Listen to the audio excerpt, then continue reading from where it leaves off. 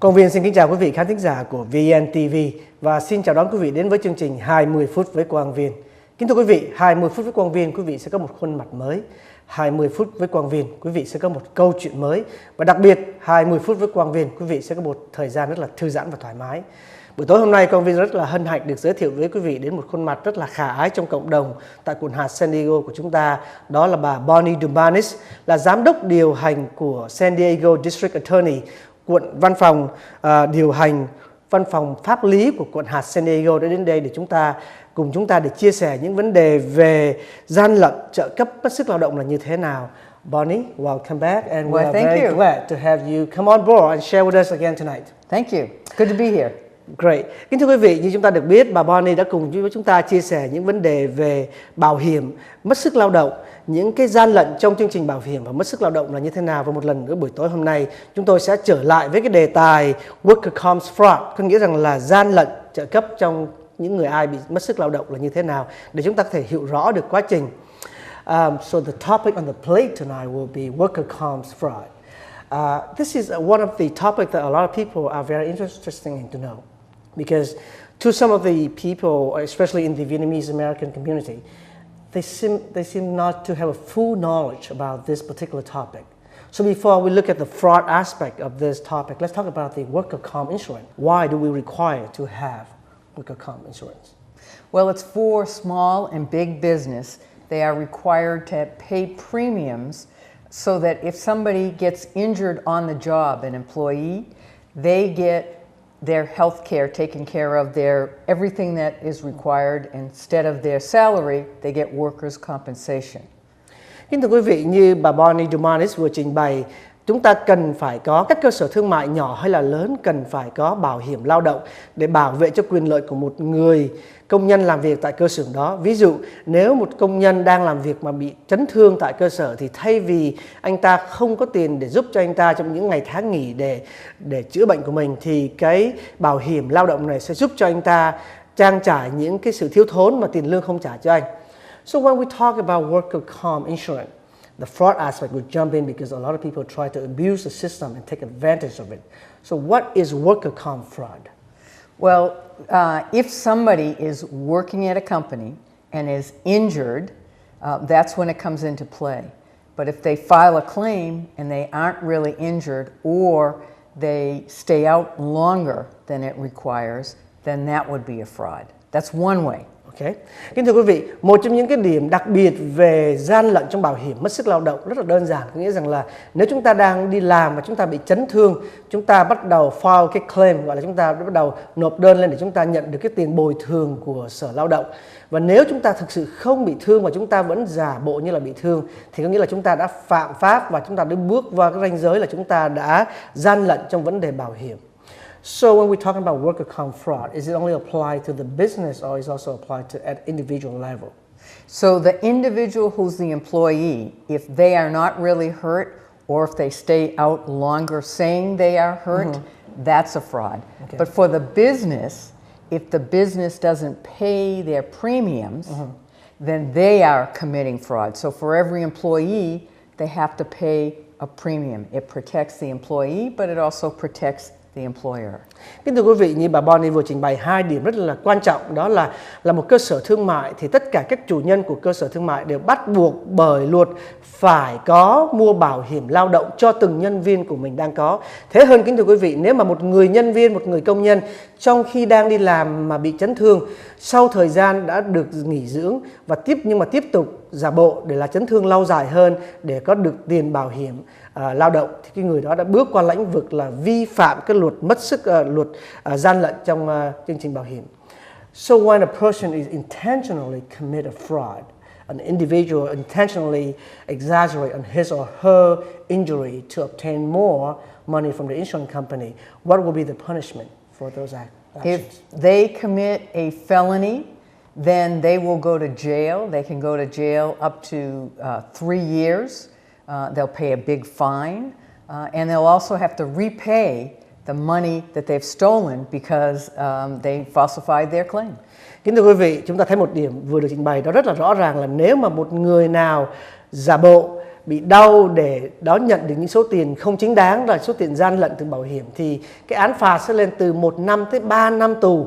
Và trong khi đó thì sẽ bị phạt một số tiền tùy định theo bởi cơ sở pháp lý của quận hạt San Diego. Và đặc biệt hơn nữa là cái người này phải trả lại tất cả những số tiền mà đã thâu nhận được từ công ty bảo hiểm. So if a person noticed John Doe or Jane Doe is suspicious of committing a fraud, insurance fraud or worker comp fraud, who should they contact? Do you have a number or website that they can go on there? Well, we have a hotline, and that number is 1-800-315-7672. Và kính thưa quý vị, nếu chúng ta biết được những người nào đang có những cái hành động mà gian lận trong bảo hiểm của sức khỏe lao động, thì quý vị có thể liên lạc với cái số của văn phòng biện lý, đó là 1-800-315-7672, hoặc là quý vị cũng có thể lên cái trang website của văn phòng biện lý quận hạt San Diego, đó là www.sandiego.com. Cái số khi quý vị vào trong cái trang nhà này, quý vị sẽ có tất cả những dữ liệu. A lot of people in the Vietnamese American community, they might want to say that if John Doe or Jane Doe commit a fraud, what does it have anything to do with me? You know, as long as it's not affecting my pocket, as long as it's not affecting my personal business, why would I want to report them? What would you say on that? It does affect your pocket because this crime is worth $4 billion in the state of California. So if you're an employer, if you own the business and somebody else is not paying their insurance premiums, then they have an advantage over you. So it's affecting you because you're not getting as much business. And if you're having to pay higher premiums because people are claiming they've injured themselves when they haven't, then that too will impact their bottom line in their pocket. So that will go directly to the customers. Kính thưa quý vị, như câu hỏi của viên được đặt ra, đó là tại sao chúng ta cần phải báo cáo mà chúng ta biết ông A hay là bà B đã gian lận về bảo hiểm sức khỏe, bảo hiểm lao động. Nó không mắc mớ tới chúng ta, nhưng mà câu trả lời là thực sự, kính thưa quý vị, nó ảnh hưởng trực tiếp tới mỗi đời sống của chúng ta và ảnh hưởng trực tiếp tới ngay cả tất cả các công ty thương mại đang làm việc. Cái ví dụ đơn giản, nếu có hai công ty, một công ty không mua bảo hiểm lao động cho nhân viên của mình và một công ty B vẫn phải bắt buộc phải mua, thì cái giá thành của công ty B nó phải mắc hơn vì phải trả tất cả những số tiền về cho chương trình bảo hiểm lao động cho nhân viên mình, và số tiền thành gửi đến tất cả các người sử dụng hàng hóa hay là các customer sẽ mắc hơn. Và cái người mà không mua thì dĩ nhiên là cái giá thành của họ sẽ ít hơn và nó sẽ tạo nên một cái sự cạnh tranh không công bằng. Đó là điểm thứ nhất.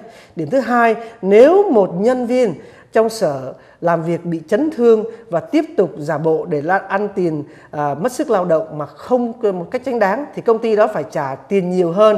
Thì đặc biệt là những số tiền đó sẽ trở lại đụng vô những túi tiền của mỗi chúng ta khi chúng ta mua một món hàng nào đó.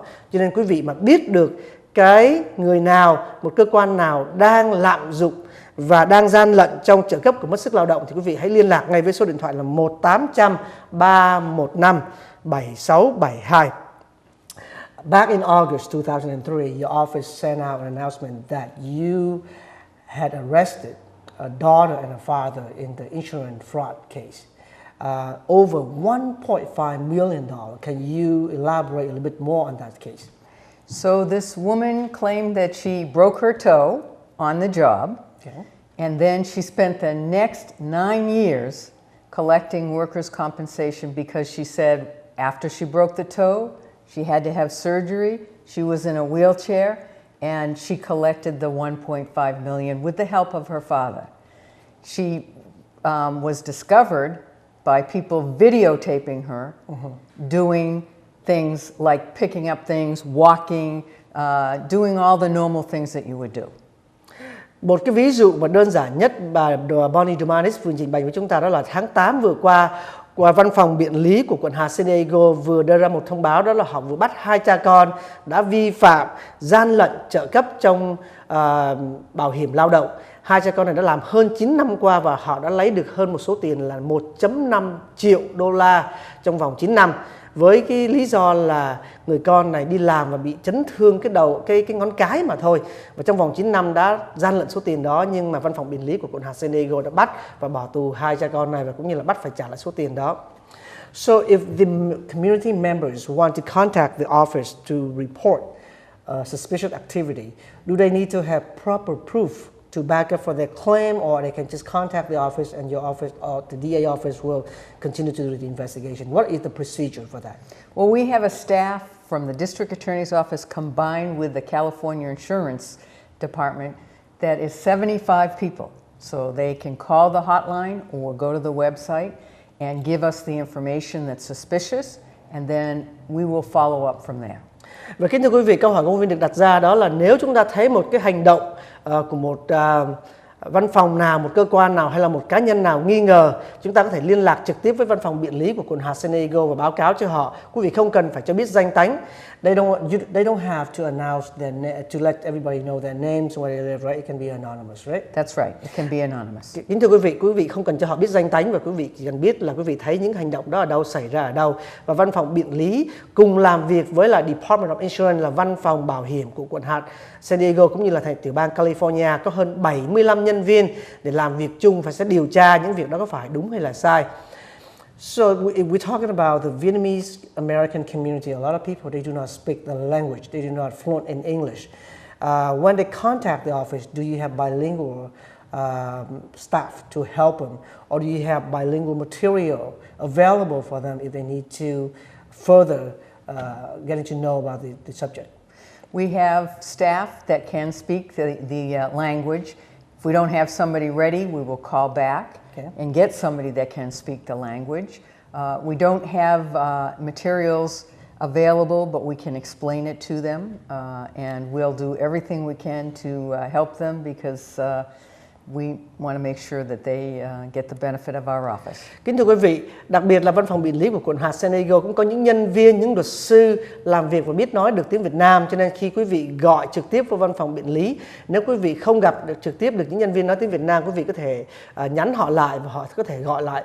Và đặc biệt hơn nữa, có những tài liệu sử dụng và có thể giúp cho quý vị hiểu rõ thêm về cái gian lận trong bảo hiểm của mất sức lao động là như thế nào. Những tài liệu này sẽ được các nhân viên giúp cho quý vị giải thích rõ ràng hơn để hiểu thêm. I understand that within a week or two, the DA office will have a big campaign about worker comp insurance fraud. Can you explain more a little bit that to the community members? Well, we'd rather prevent this than have it happen, because it's such a big problem. So what we have done is think outside the box, and we are doing billboards on the sides of the freeway.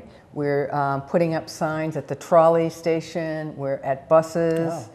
So that everywhere people go, they will know that it's a crime and they should report it. Và một trong những chương trình đặc biệt sắp sửa xảy ra trong vòng tuần lễ tới đó là, kính thưa quý vị, văn phòng biện lý của quận hạt San Diego sẽ tổ chức một chương trình quảng bá rộng lớn để chuẩn bị giúp cho chúng ta hiểu rõ thêm hơn về tất cả những gian lận trong bảo hiểm mất sức lao động là như thế nào. Nếu mà quý vị đi trên những tuyến đường xe buýt, quý vị sẽ thấy, hay là trên những chuyến xe trolley tại San Diego, hoặc là những cái bảng billboard được để trên con đường xa lộ freeway 815 hay là 805, quý vị sẽ thấy tất cả những cái số điện thoại cũng như là những trang website để quý vị có thể vô và hiểu biết nhiều hơn về cái chương trình này. We can also come out to the community with people that speak Vietnamese and explain things to like the businesses all together. That's great. So it's like an outreach program that you're going to go to different communities. That's right. Và kính thưa quý vị, đặc biệt có một chương trình như bà Bonnie vừa trình bày cho con viên biết, đó là văn phòng biện lý của quận hạt San Diego cũng sẽ tổ chức những cái chương trình hội thảo đặc biệt và đi xuống từng vùng, đặc biệt là những khu vực mà có những người Việt Nam của chúng ta đang sinh sống, để trình bày với quý vị tất cả những vấn đề về làm cách nào ngăn chặn, ngăn ngừa được tất cả những cái hành động phạm pháp có thể xảy ra trong tương lai, và làm việc chung với mỗi chúng ta ở đây. So when we talking about the fraud aspect, in San Diego itself, do you have a team that just work directly with one population, or you just have a general team that work together with everybody within the city of San Diego or county of San Diego when it comes to fraud? On workers' compensation fraud and insurance fraud, we have a team of people that work on those cases, and they go out and talk to people all over the county. All over the county. But we don't just do insurance fraud, we do other kinds of frauds as well. So we're there to help. We want to make sure businesses have a level playing field, and that it doesn't cost as much as it will if people commit fraud.